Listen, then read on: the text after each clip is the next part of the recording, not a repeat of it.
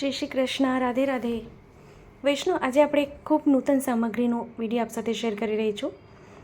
તો આમ તો અત્યારે આ સામગ્રી શ્રી પ્રભુને નથી આવતી, પણ ક્યારેક એવું કહે છે કે રીતની નહીં, ક્યારેક પ્રેતની સામગ્રી બી આપણે પ્રભુને ધરી શકાય છે.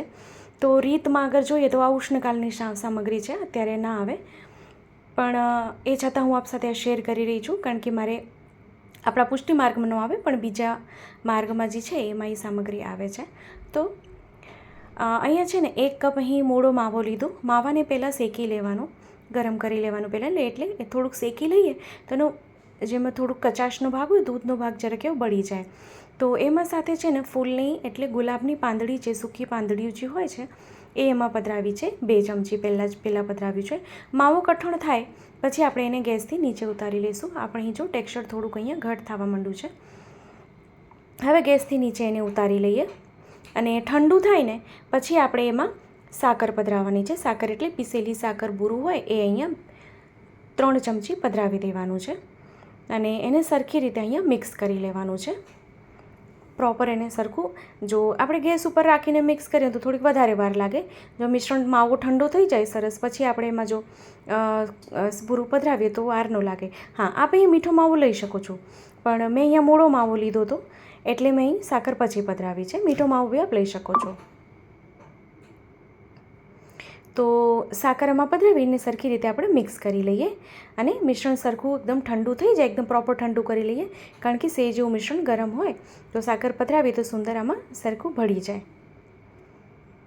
તો એને સરખું ચલાવતા રહીએ, એકદમ પ્રોપર ચલાવીએ એટલે ઘટ્ટ થાય મિશ્રણ. તો આપ અહીં જોઈ શકો છો મિશ્રણ અહીંયા ઘટ્ટ થયું છે, કારણ કે એકદમ પ્રોપર ઠંડુ થઈ ગયું છે, કારણ કે મેં છે ને એને 1 કલાક માટે એમને મૂકી દીધું હતું, જેથી આ સુંદર માવો સેટ થઈ જાય. હવે એને એક પ્લેટમાં કાઢી લઈએ.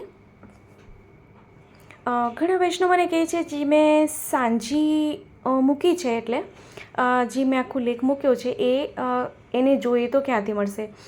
તો વૈષ્ણવ સાચું કહું તો મને બી નથી ખબર, કારણ કે એ આપે મને મોકલાવ્યું હતું અને મેં આપને વિનંતી કરી હતી કે હું મૂકી શકું છું, તો આપે કીધું કે હા વાંધો નહીં, તો મૂકી શકે છે.